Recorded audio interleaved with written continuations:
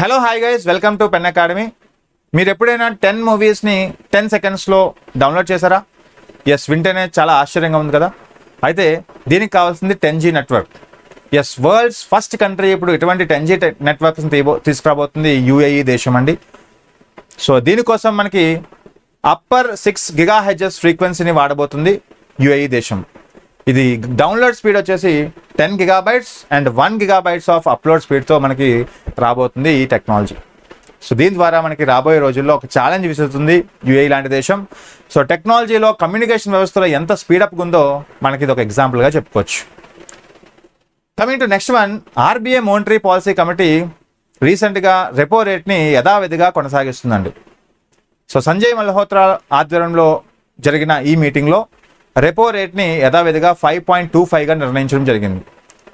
So దేశంలో inflation ఉన్నప్పుడు, money supply ఎక్కువ ఉన్నప్పుడు దేశంలో రెపో రేట్ని పెంచుతారు. ఎందుకంటే మన దేశంలోంచి డబ్బుల్ని బ్యాంకుల్లో డిపాజిట్ రూపంలో దాయడానికి. అలాగే దేశంలో డబ్బులు తక్కువ ఉన్నప్పుడు రెపో రేట్ని తగ్గిస్తారు, డబ్బులను రిలీజ్ చేయడానికి. పబ్లిక్ అందరూ ఏం చేస్తారు, లోన్స్ తీసుకొని చీపర్ కాస్ట్తో లోన్స్ తీసుకొని మళ్ళీ డబ్బుల్ని ప్రజల్లో పంపిస్తూ ఉంటారు.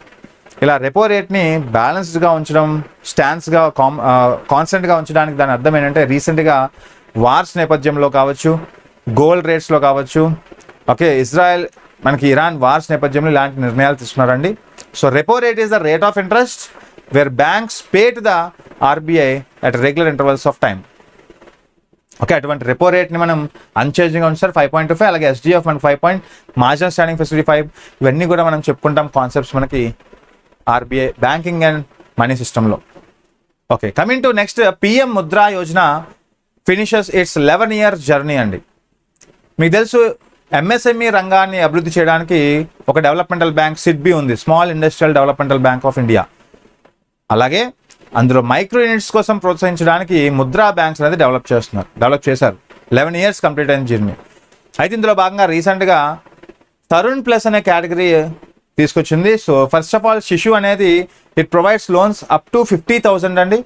అలాగే కిషోర్ వచ్చేసి 50,000 నుంచి 5 lakhs వరకు లోన్స్ ప్రొవైడ్ చేస్తుంది. తరుణ్ వచ్చేసి 5 lakhs నుంచి 10 lakhs ప్రొవైడ్ చేస్తే, తరుణ్ ప్లస్ వచ్చేసి అబౌట్ 10 to 20 lakhs వరకు ప్రొవైడ్ చేస్తుంది వల్నరబుల్ సెక్షన్స్ ఆఫ్ పీపుల్కి ముఖ్యంగా. అంటే ఇవన్నీ కూడా ఒక మైక్రో స్మాల్ మీడియం ఎంటర్ప్రైజెస్ని ప్రోత్సహించడానికి తీసుకొస్తున్న లోన్ సెటప్. దీంట్లో శిశు వచ్చేసి మైక్రో యూనిట్స్ కోసం, అంటే అప్ టు 50,000 వరకు కోలాటరల్ ఫ్రీ ఇచ్చి వాళ్ళని ఎంకరేజ్ చేస్తూ ఉంటుంది. వాళ్ళ ద్వారా ఒక ప్రొడక్టివిటీ తీసుకొస్తుంది. అయితే ఈ స్కీమ్ అనేది మనకి రీసెంట్గా 11 years కంప్లీట్ చేసుకుంది. అలాగే 2/3 ఆఫ్ లోన్స్ అనేవి మనకి ఉమెన్ ఎంటర్ప్రైనర్స్కే కేటాయించడం జరిగిందంట. This one of the very important. అలాగే 57.79 crores ఇంతవరకు లోన్స్గా ఇచ్చింది ఈ యొక్క ముద్రా యోజన. దాంట్లో 2/3 వచ్చేసి ఉమెన్స్ కోసం. అలాగే 1/5 లోన్స్ వచ్చేసరికి ఫస్ట్ టైం ఎంటర్ప్రైనర్షిప్ కోసం ఇచ్చింది. సో అంటే ఇదంతా కూడా మనకు ఒక ఇకో స్టార్టప్ కావచ్చు, మనకి ఉమెన్ ఎంపవర్మెంట్ కావచ్చు, అలాగే యంగ్ స్టార్టప్ ఇన్నోవేటర్స్ని ప్రోత్సహించడానికి ఇటువంటి మైక్రో యూనిట్స్ను స్థాపించడం జరిగింది. అంటే మైక్రో అంటే సూక్ష్మ, 50,000 వరకు లోన్స్ ఇచ్చి వాళ్ళని ప్రోత్సహించి వాళ్ళ ద్వారా ప్రొడక్టివిటీని పెంచుతుందండి. సో ఈ యొక్క ముద్రా యోజన.